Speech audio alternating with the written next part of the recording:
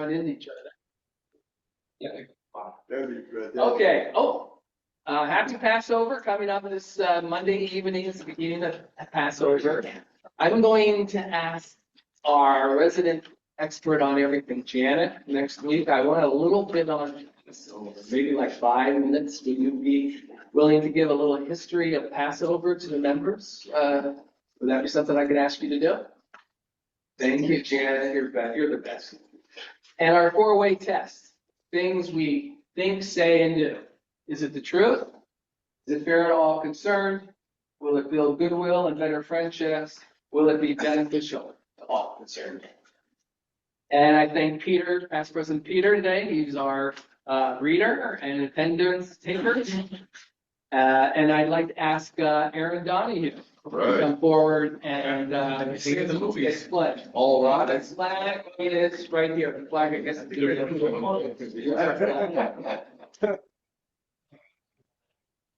Don, how you? Oh. French, German. All right, I pledge allegiance to the flag. Standards, one nation, under God, indivisible, liberty and justice for all. Thank you, Aaron Don. Take care. Okay. Future president. And thought of the day, past President Ron Meissner. Okay. One you've probably heard before, it's a nice short full favorite line. It's a few thoughts from Mother Teresa. People are often unreasonable and self-centered. Forgive them anyway. If you are kind, people may accuse you of ulterior motives. Be kind anyway. If you are honest, people may cheat you. Be honest anyway. If you find happiness, people may be jealous. Be happy anyway. Good you do today may be forgotten tomorrow. Do good anyway. Give the world the best you have, and it may never be enough. Give your best anyway. For you see, in the end, it is between you and your higher power. It was never between you and them anyway. Amen. All right.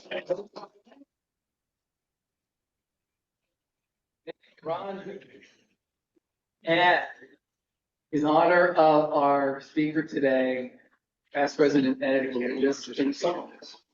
Could you all please stand for the song? Oh, all you girls stand up. I'm watching to see who's not stage. All right. We attended SC for 3 years. Actually, my underground was Cal State LA, so put that one up there. No. We'll settle for this one. Put a cap on. Better hurry, it's about to walk out.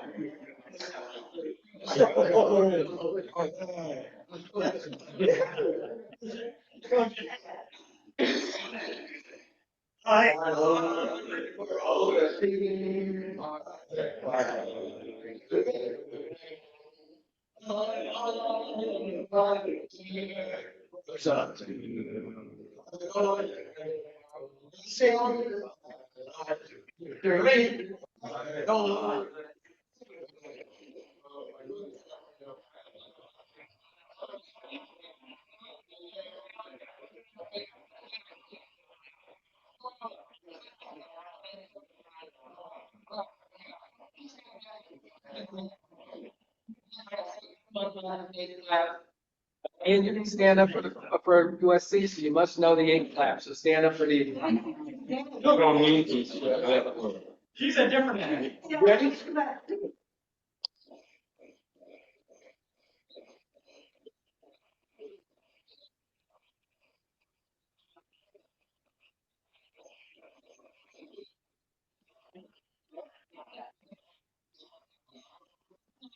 The wife who went to USC and some very good friends, including many in here who went to UCLA. So I feel as a Cal State Northridge graduate, I walk the line and I can go to both games and root both on. So I am a very enviable place.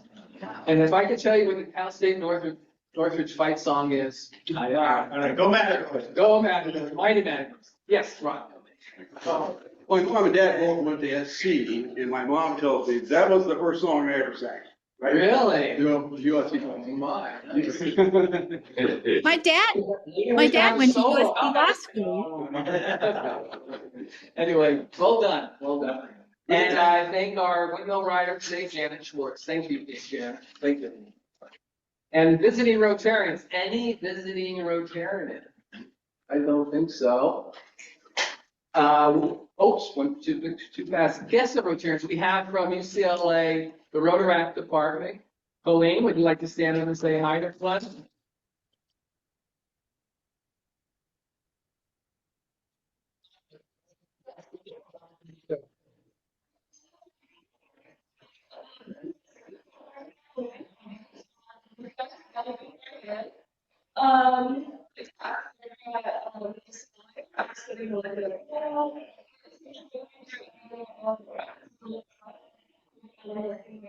Everything about it,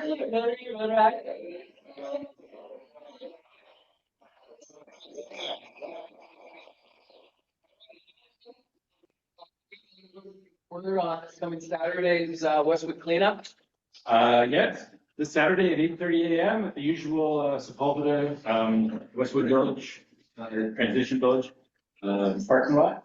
All right. And special thing about this one is that BCC has arranged for a company to come in and do high pressure water cleaning of Westwood Boulevard from Wilshire down to Santa Monica. Partly afterward. Wow. Yeah, I'm sure President's gonna be there Saturday. Unfortunately, he's out of town. That should be a good program. One last thing on that is for the Rotaract group. I haven't heard back yet from either Sarah or Ricky about whether or not anybody from Rotaract groups can come. Yeah, so actually, Friday I'm doing. Yeah. Okay. If you could let me know if Thanks a lot. you got that, great. Thank you, Dave. Next weekend, I will be participating on that. Will be our district-wide Rotarians at Work at Sunset Beach. So if you haven't signed up for that already, go to the district website and you can sign up for that cleanup. It's Saturday morning. And then, Friday, yes. The club. Our Our foundation's made a contribution to that. Oh, yes, I'm sorry. Yes, Terry, thank you. We made what was the amount again? $500. Yes, towards the Surfrider Foundation, who's handling this thing. And we're also going to arrange for them to come and speak to the club, give us a program. And so we're making a donation to Surfrider Foundation. Again, on February, see, I said February, Friday, May 3rd, May 5th, it's the district conference at the Biltmore Hotel downtown. And Friday night, we're all going to the Dodger baseball game. So that's on Friday, May 3rd, May 5th. Marcia has her hand raised. Oh, Marcia. Yes, Marcia. Hi, thank you. I just wanted to comment that I hope that, as many people as who possibly can go with the cleanup this Saturday with Dave and all. And I know that's real important. If you're unable to at 8:30 in the morning this Saturday, I have a Zoom meeting. I send it out to all of you, and I can send it out again, later or tomorrow morning. A link for our final India and USA Peace Quarterly, Friendship Quarterly. And we're going to have that at 8:30 in the morning. It'll be 9 o'clock at night for them because there's a 12.5-hour difference and in time zones here. But I'll send that out. Marcia, I apologize. I meant to put it on the announcement. Oh, that's okay. Wasn't there, sorry. May 13th at the Beverly Hills Hotel is the Rotary International President speaking to our district. Please go on the Rotary District 5280 website to sign up for that. And then on the 18th, this really relates to our incoming president, Ben Fisher, and his board. But that on the 18th of May will be the district assembly. They're calling spring training. And it's from 8 to 12 noon out at Woodbury College in Burbank. So please, if you're on the board, Ben's board next year, please make an effort to be there. Again, you can sign up online at the district website. This is gonna be a great event, guys. This is Sunday, May 19th. Sip and See wine and appetizers up at Chris and Rose Gainer's home. So please go on, please respond to the email that Chris sent out a week or so ago. If you haven't yet RSVP. Chris, what's the count at? How many people signed up? A little over 20. Nice, that's outstanding. We're gonna have a short board meeting beforehand, board members. I mentioned this the other night. I promise it'll be no more than a half an hour. That way we don't have to meet the following night or up with the formal board meeting that we have planned. So please make a point of signing up if you haven't. Board members already more. What was that? Maligning. Oh, all right. Fair enough. Do it while you can, because I ain't gonna be here in 2.5 months. And then, 30th. Now, this is the thing I've been talking about. We're not meeting on the 30th of May. We're doing activities that day. And what we're gonna start with is, and there's something actually I want to circle back to in a moment. We're having an activities day this day. And what I would like to do that day is, and this is news to Aaron, I don't think he knows this yet. I would like us to start our day of activity and have some fun, maybe go to lunch, do some pickleball, golfing outing. But I'd like to start with us as a club to go to the YMCA and do the food packing that morning.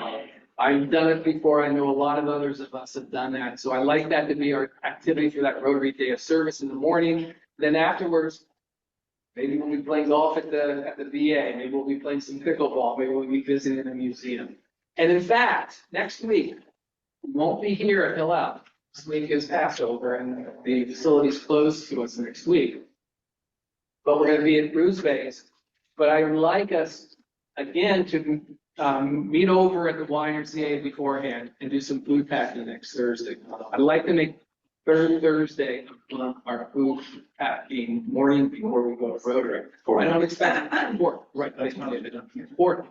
And I'd like, and it doesn't mean you have to go every time, but just make yourself aware that that's when it's going to be, so you can schedule a time every few months and be there with us. So that's going to be kind of a standing event, and Ben's very excited about that too for next year.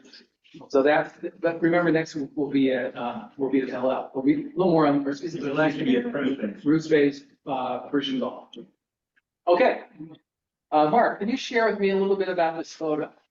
Well, and the whole world knew that the Iranians were going to respond to the attack on their consulate in Syria, and the whole world knew it was going to be last weekend. So at the school, remember, 25% are Israeli students, 25% are Palestinian students, and the rest of them, 50%, are international students. So for the whole weekend, the Israeli and the Palestinian students went home for the weekend.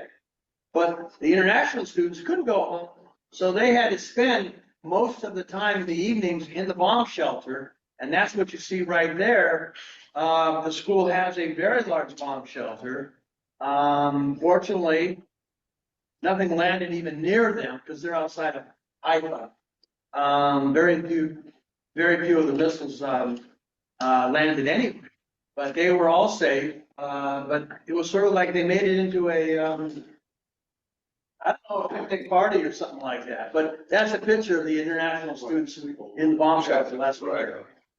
I know we're talking, Mark, and we got to get on the calendar. One of our programs is to Zoom, now that we have the OWL capability, to have some of the students and some of the leadership at the school Zoom in the program. Nurit was just here and we talked about it. You let me know what day, and she'll set up some students that will talk about the school and answer questions. Yeah, probably during Ben's year, but Ben's working on his programs, and this would be a perfect program for next year. So thanks very much on that. Interesting, I watched the movie Gold last night.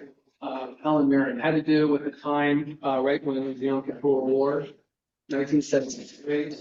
Fascinating movie, and it's so relevant today. It was just amazing to watch what they went through then, and what they went through 30 or 20 years earlier in 1948, what they're going through again. Just unbelievable. So it's sobering to think about. As much as things change, stay the same. It's just really a tragedy. But it's a great movie. I mean, I recommend it. And it came out last year, matter of fact, and a few other, their own actors. Okay, whose phone is that? Chris. Chris. Mark, you did so much for the club, I'm gonna give you a pass. Thank you. All right, birthday. Interesting, no birthdays this month. No birthdays. Our parents were very busy 9 months ago. Anniversaries, Dave and Gail Friedman. We gotta get Dave to come back and be an actor for Terry. Anyway, Dave and Gail were married on April 4th of 1989. They're celebrating 43rd anniversary. And here we go, join Rotary. And this is really kind of interesting. A month ago, I thought I saw Terry White there before, but I realized it wasn't Terry R, it was Terry M. We see your word. That's right, that's right. The numbers don't reflect it, because I think you have the higher number, Terry. Don't you have an 8.5 and your dad ends in 8.3? I also, I know that. No, it's okay. And then, 2 years ago, 1 week early. yeah. Take the orientation and lose Rose office. Interesting. I still think his number is lower than yours. What do you mean, Rotary International? Yeah. Those things are random. No. Okay. Anyway, Nancy Cohen, 2 years ago, April 1st, welcome again to Rotary, Nancy. And then Sharon Hampson, April 21st of 2022, 2 years. So, anyway, I've gone for quite a while. And so I think it's my turn to sit down and past President Ed Jackson's turn to stand up. We'll introduce our speaker for today, past LA County District Attorney Steve Cooley.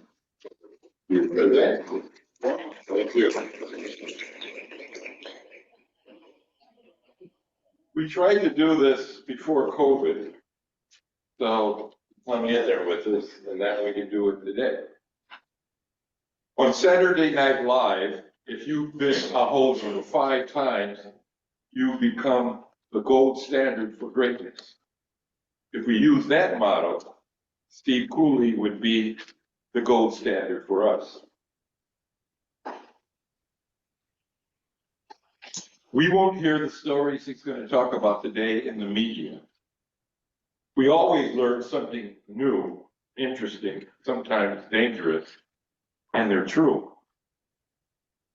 I can go on and on and on about other things, but Steve Cooley also taught me this one thing, and I think it applies to President Steve Day's introductions. Mr. Cooley is always on point, and he completes his assignments. At this year's Metropolitan News Person of the Year, there were 6 people to introduce the 6 honorees, and they had a 2-minute limit. Mr. Cooley, he did his exactly in 2 minutes. And he told you everything. You felt like you knew the speaker. The other 5, which I won't name, it was a long night because of 10-minute introductions. They were scattered. Are you making an insinuation, Mr. Jackson? How many minutes are you using out at the end? We often learn from them, that's what I'm saying. With the other 5, anyway, I won't mention, and they're, hopefully they learned something, but I don't think they did. But anyway, I'm going to use what I learned from him and stop right now and introduce the person that we need now more than ever, need his information today for how we can make it better. The Honorable Mr. Steve Cooley.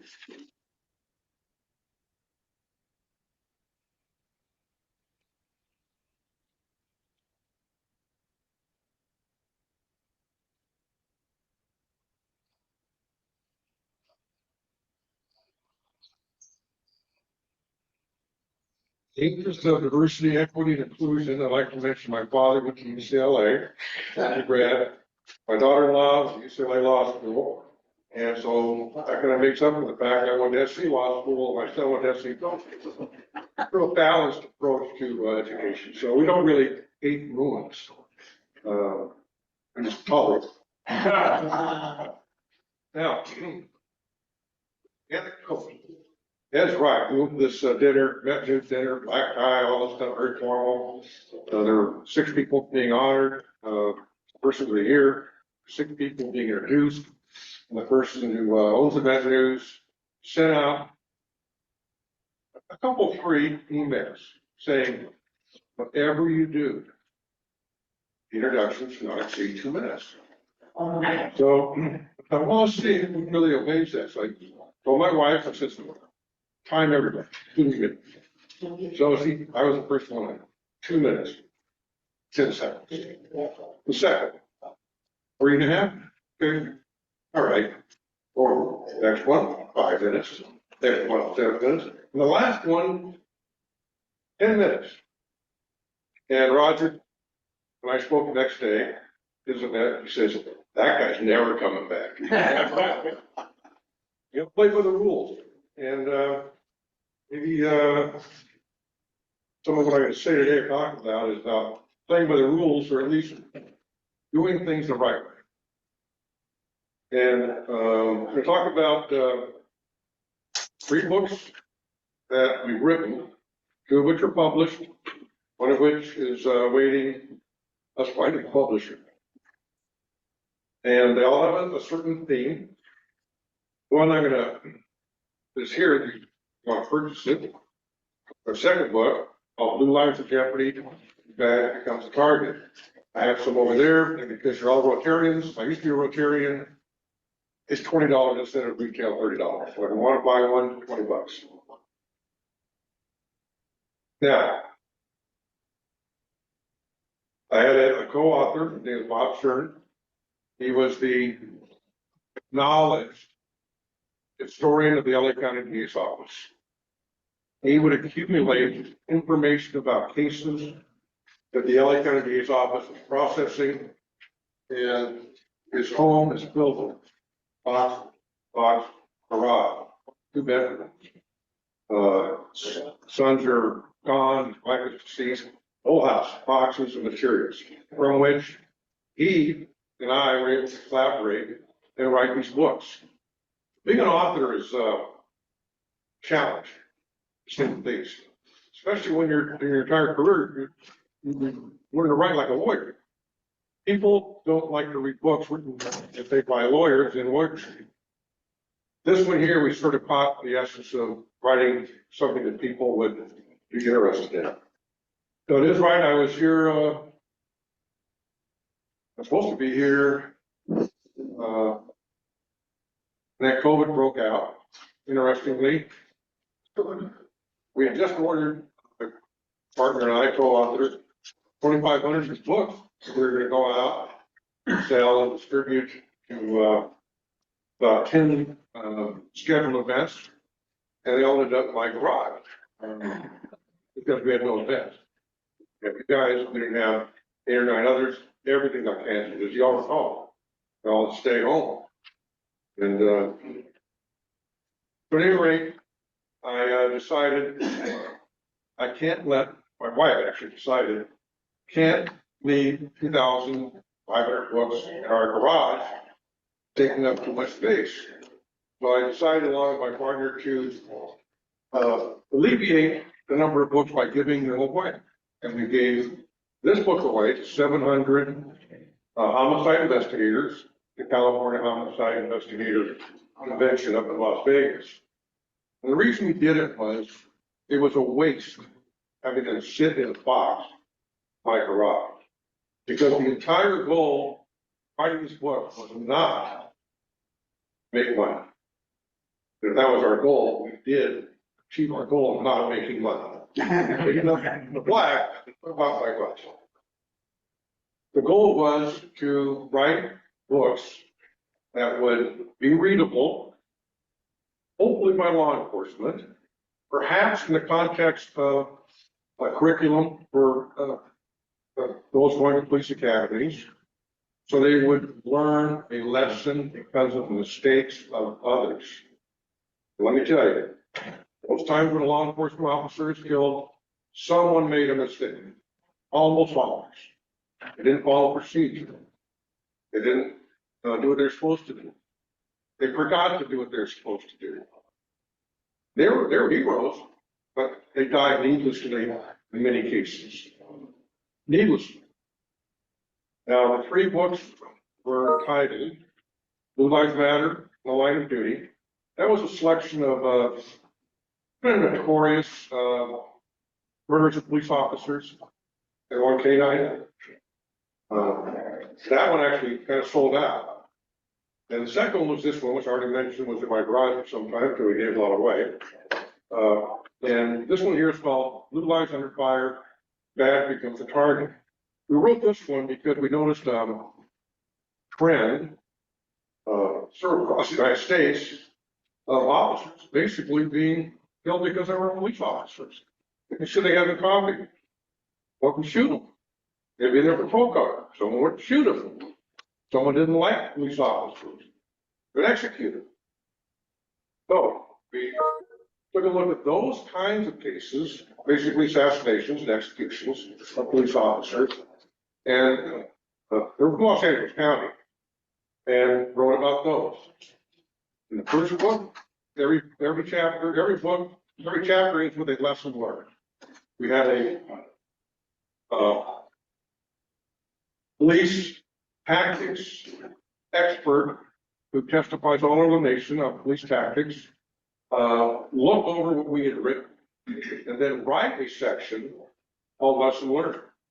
Say what went wrong, tactic, otherwise, who made a mistake, what was a mistake, how could it have been avoided. So we really wrote it so people would, officers primarily, or those wanted to be officers, read it, remember, lesson learned in that particular case. I'm going to go through the chapters in a second, or mention the lesson learned occasionally. The third book we wrote sort of, it wasn't murders of police officers, it was sort of a little different thing. This was in commemoration of the 150th anniversary founding the Los Angeles Police Department. And it basically was a series of chapters talking about famous shootings involving the LAPD. I remember some of them. North Hollywood shootout, that one. It's LA shootout. I was actually a police officer back then. And it happened in the basic car where I was assigned, in 1975. Newton Street. So we focused on those. And in some of those, oftentimes the suspects were killed, the officers weren't. Sometimes the officers were killed, sometimes they're both killed. So that was the third book. That is fully edited. We have the photos. We're ready to go. We're looking for a publisher, LA or Southern California based. Now, all nonfiction. Everything in the book's sourced. It comes from court files, DA files, or those who participated in the particular situation that we memorialized this chapter.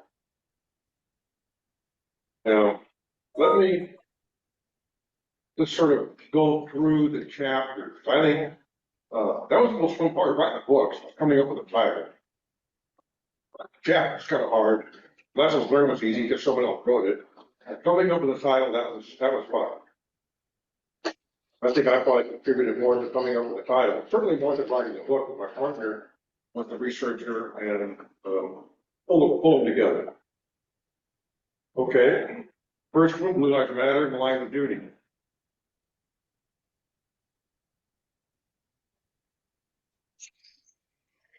Chapters. Well, murder of Richard Phillips and Milton Curtis, El Segundo PD. This is the case I was involved in when I was the district attorney. These two officers were sitting in their car, doing traffic enforcement for the city of El Segundo, which is a very small city, by the way. Person blows a red light, pull over, the routine traffic enforcement, but the suspect had just robbed two women, two young men, and a lover's lane, and sexually assaulted one of the women. and he stole one of the cars. And he went through where he was in Hawthorne, drove through El Segundo, got stopped by officers Phillips and Curtis. He killed both of them. One was sitting in his car, watching his partner, and the other partner came back to write the ticket and didn't pay attention to the suspect. The shot and killed them both. They never got their guns out of their holsters. There's a lesson learned there, several lessons learned, actually. And then we did Ian Campbell, probably remember that particular case. That involved the onion field. Probably seen the movie or read about it. Very famous, notorious case. The case involving murder of Kenneth Reedy, a young West Covina police officer working alone.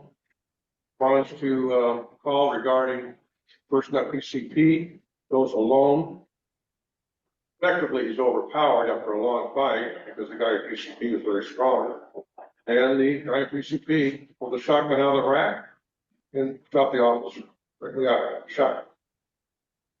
Lesson learned there. But I can go on and on. In some of these cases, I really was close to, very close to, and some we just relied upon our research. One case I was close to was murder of Deputy David Marks. Actually, knew David Marks' brother-in-law. He worked for me as a DA investigator. I had met David Marks when I was running for DA. He come to one of my events. He basically traffic stopped an individual for some minor violation. Comes up, person gets out of the car, pulls his gun, shoots Deputy March. He goes down, they execute him. Routine traffic stop. Could have been avoided if better tactics had been employed. But that case was notorious in the sense that suspect is in the country illegally, part of a methamphetamine distribution group. We already had a warrant out for his arrest. Led to Mexico within 24 hours. We knew who he was. He was in Mexico for 5 years. It took us 5 years to get him. I worked with actors quite a bit. We had to change California law in a minor way, satisfy the Mexican government and the U.S. government. I had to waive the death penalty, which I did gladly to get it back here, because he was in Mexico. Well, we could get him arrested. We had to do certain things. Most importantly, we had to change Mexican law, Supreme Court's decision that barred the extradition of anyone from their country if the sentence was longer than 22 years. Well, let me tell you, murder, at least in California, most states, a lot longer than 22 years. It's usually life, or life without the possibility of parole, or in some cases, death penalty. So our pressures on the Mexican government through talking on radio talk shows. Father of Deputy March, John March, he was out there talking. Eventually, the Mexican Supreme Court changed their opinion. They authorized the extradition for people basically within 22 years, as long as extradition protocols were followed. And we went in the hunt for the help, primarily the Mexican Attorney General's office. So, at any rate, also, the first book contained one that was very, very close to me. That was a murder of a canine dog named Liberty. His partner was one of my bodyguards when I was the DA. And he go to LAPD, was a canine officer. They get a call about two suspects who had shot National Police officers and had fled. They brought in the canines, and John Hall, my bodyguard, formerly of LAPD, went in the backyard, dog alerts, and someone comes out, shoots at John Hall, and kills the dog. John Hall killed both suspects after he was moving. But So that's people tell me that's the most moving chapter they read. Second book, Blue Lights in Our Fire, the one I told you about. This is the one that is quite moving too because of the theme, executions and assassinations of police officers. These are not at the top. Especially when you think about the officers involved, these are good people. You look at their background, their family, their wife, their kids, their parents. These are good people. What they accomplished in life before they were police officers. Very, very sad. One we led with was the case that's pretty notorious among law enforcement, so many lessons learned, was the murder of 4 CHP officers up in Newell. I don't know if anyone remembers that one, but 2 ex-cons out to commit crimes. And a report comes in to CHP that someone with a gun driving something in a car should be stopped. Well, they stopped them, and the 2 suspects killed all 4 CHP officers because they had incredibly poor tactics where they were trained. They were not ever trained how to handle themselves tactically. You can believe it. CHP officers were trained that once they emptied their revolvers, the spent shells, they would pick them up. Well, while one of them was picking up his spent shells, the suspect shot him in the head. So it was just things that should not have happened, bad things.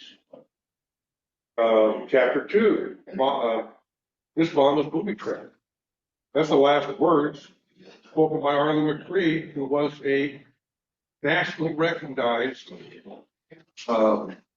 bomb detection expert. That's what he said. When the bomb blew up and killed him and his partner Ron Hall. Stakes were made there. Don't let your guard down. This is the murder of 2 common police officers. They were very close friends. Stop a guy. Were relaxed. Traffic stop. Suspect pulls out his gun, kills them both. They never got their guns out of their holsters. Very poor tactics. Very. Traffic stop risk and NVs. Officer Marty Gans, who's a traffic officer. Traffic officers often stop cars, write their ticket, move on to the next traffic violation. This night, Officer Gans took a police car, but he wanted to take his nephew on a law enforcement police ride. He did. Visual slightly over the limit line. Traffic violation.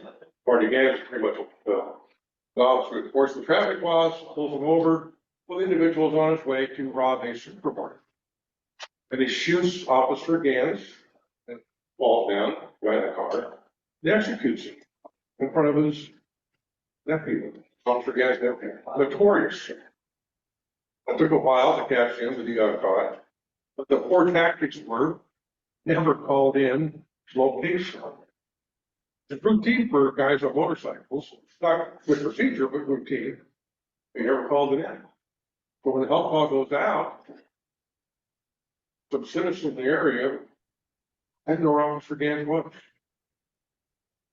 Took him a while to find him. Suspect believes. He eventually was pulling robberies up north and he used the same gun, but he used against Officer Gans in a robbery. That's how he was eventually caught. So at any rate, that's just a pure execution.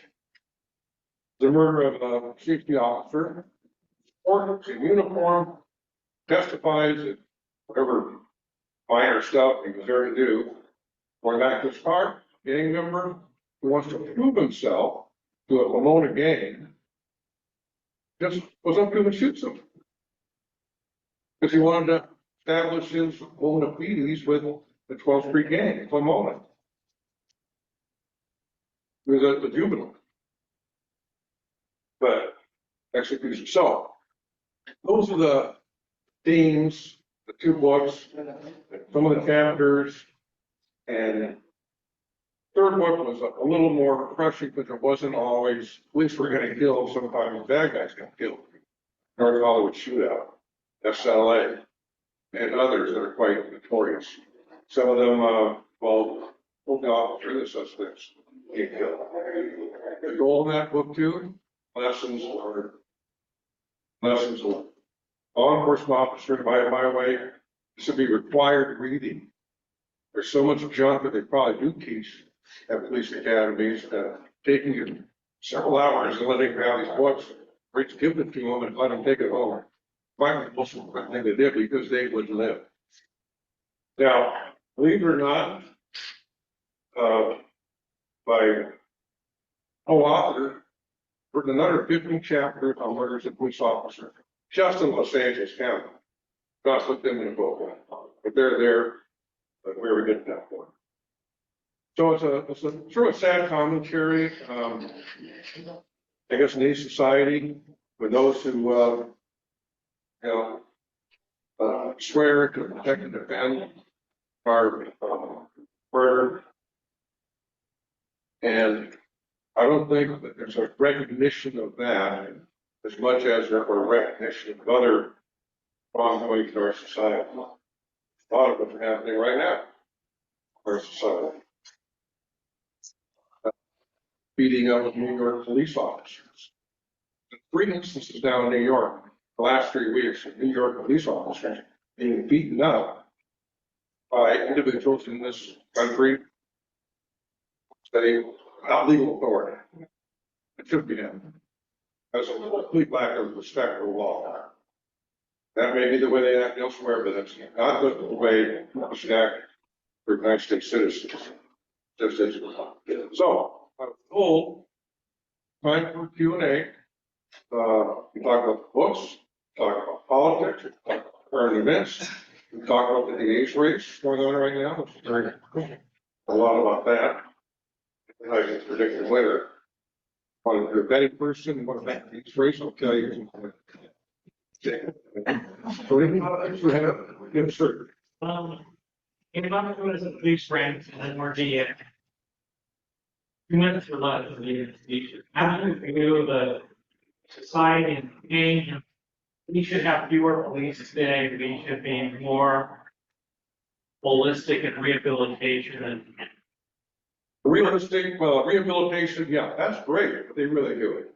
That's great if the suspect or perpetrator is seriously engaged, and that does work in some cases. But as an overall philosophy, as to all crimes, complete failure. Complete failure. Those recidivists will recidivate. They'll commit the great. That's what they do. They are criminals. That's who they are. That's what they do. And I'll give you an example. This is the murder of Sergeant Boyer, Whittier. This individual had been sent, was a felon, violated his probation. At that point in time, the LA County Probation Department would comply with certain state laws, created a system what they call flash incarceration. So when someone should be violating their probation and sentenced to a severe term, they would go, no, we'll just give them 10 days. Just a little reminder. Okay. Guess it's 10 days. He should be in, he's out. Okay? Should be in, but he's out, which is a good thing in a lot of these cases. He kills his uncle, suspect. He's in LA, steals his uncle's car, drives up to Whittier, gets in a minor traffic accident with another car. The officers are called. The officers get there, pulls his gun, he kills Officer Boyer and loses his partner. I think should have been in. Rehabilitation didn't work. There are programs to help drug addicts. There are programs to help people whose crimes are motivated by some sort of mental problem, and definitely there are. And there are programs for people who are just criminals, no state prison, kind of jail.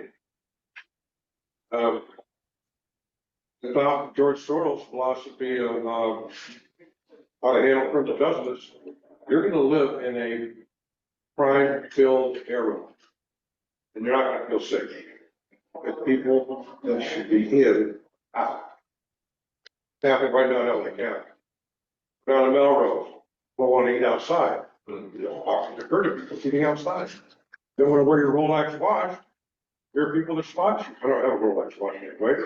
Right, 5 minutes, so I'm lucky. But yes, sir. I got a question about police chases. The last two I saw looked like the police were a bunch of Keystone cops. Like they had no idea what they were doing. Which one was this? And the last one I saw was like 2 weeks ago. The suspect actually slowed to like 5 miles an hour.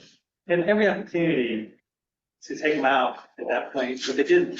And then even started going 80 miles an hour back on the freeway. And there were other instances during chase where they could have. Talking about a pursuit situation. Yeah. And they just slow down to like perfect opportunity to do something. Are they actually trained on these pursuits? Oh, yeah, no, I went Last year I saw. for 7 years. And I got the training, not as much as a regular officer, but I got the training. Yes, they do teach you, they take you to driving school, where they teach you the techniques in pursuit, they teach you the J turns, all this kind of stuff. When you're in it, or drilling something, and you don't know what the suspect's gonna do. Most of the murders of police officers are because the suspect knows he's a bad guy, and the officer doesn't. They have that advantage. Suspect has the advantage of knowing who they are. I'm the bad guy, I'm the ex-con, I'm the guy with the guns, go to prison forever, they catch me, I'm gonna kill the cop. They have the advantage. Now, I have to look at that videotape to even judge it. I didn't qualify to judge it, I probably give it to someone else who is, but mistakes are gonna be made.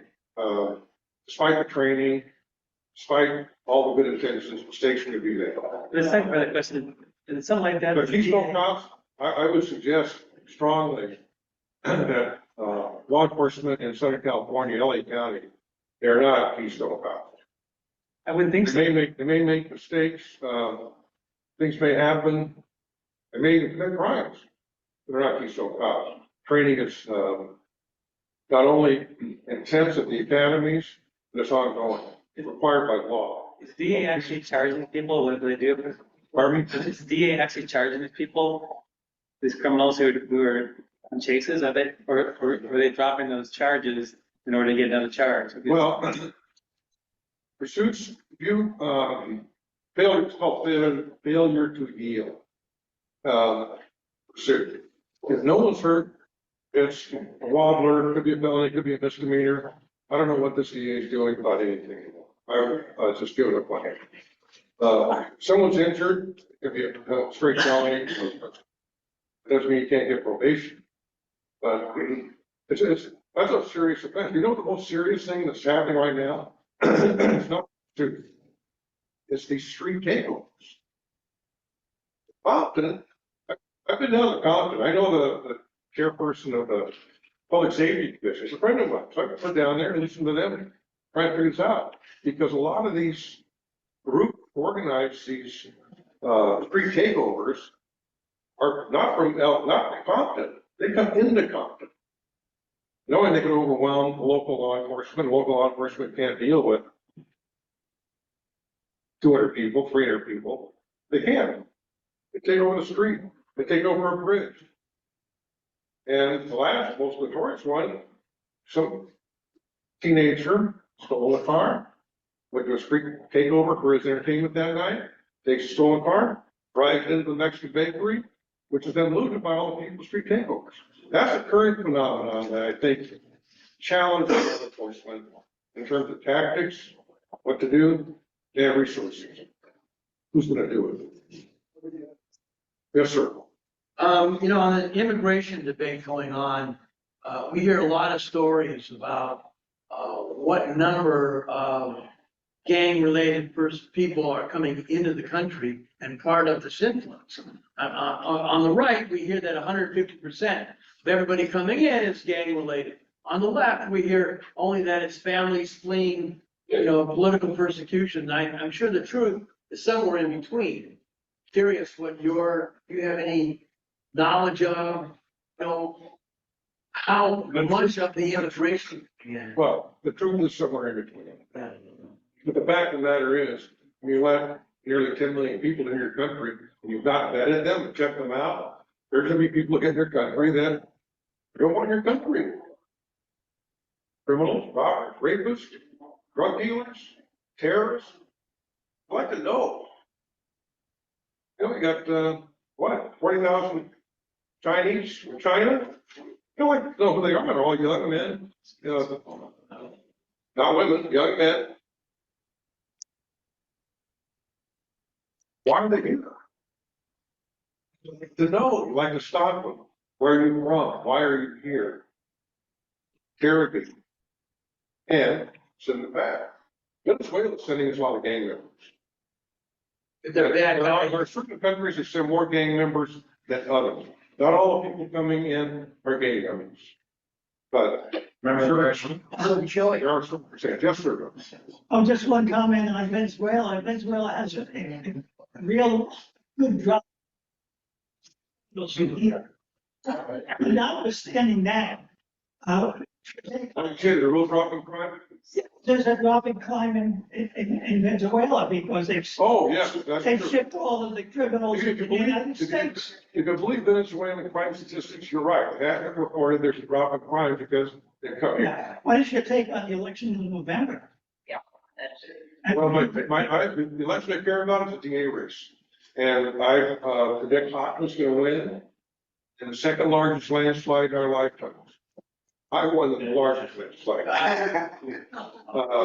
George Gascon is the most stopped, despised elected official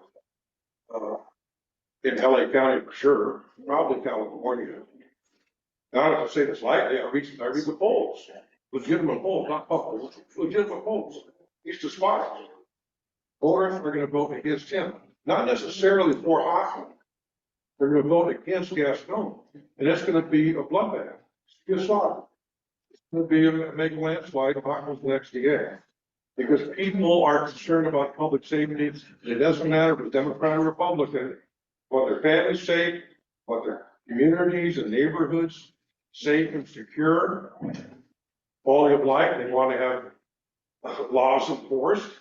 Gascon has ordered deputy DAs that cannot file 8 categories of misdemeanors. He doesn't want to file. So neighborhoods deteriorate because the laws are not being enforced.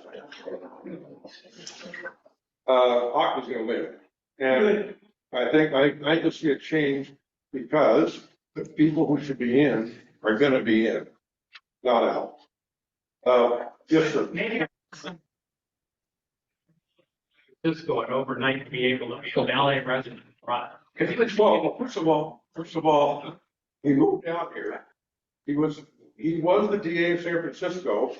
He resigned before the election cycle because he was going to be beaten by a female challenger who was going to be beaten handily. And that's, he resigned. And then he said, I'll go back to LA, where I grew up, blah, blah, blah, take care of my sick mother. BS. He was already planning on coming down here and being the George Strong's candidate. And it worked out very nicely for him. One last question, John, okay, in the corner over there. About 2 or 3 years ago, Captain. I know him personally. Still. I knew that. He was beloved. That was being prosecuted. The husband of his woman who took care of his house, caretaker or something, had some sort of dispute in his own head with the bishop, who, by the way, was beloved. And it came in and found it. Yeah, but it's still there. Probably Google it and you'll find out what's going on. Yeah, it takes a long time to get these cases through the system.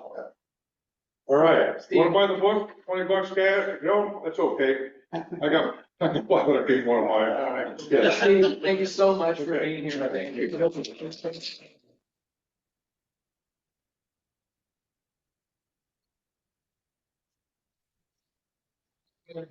Different colors. And I'll buy that book. So much, Steve. And remember, guys, if you want to go before. Then grab one, bring it over, I'll sign it. All right, I'll take you up on that. And we'll. Thank you very much.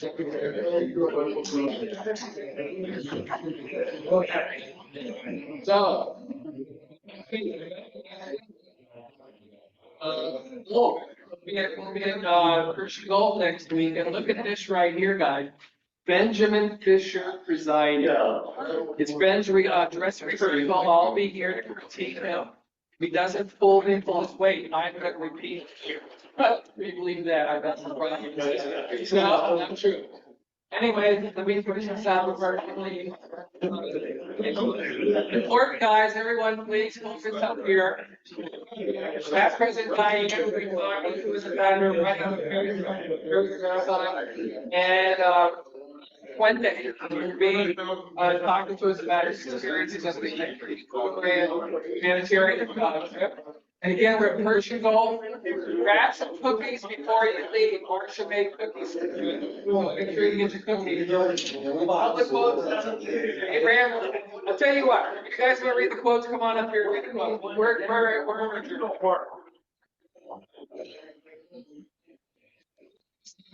thank you again.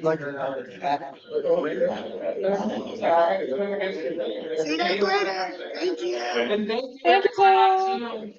There's, thank you everyone for joining us.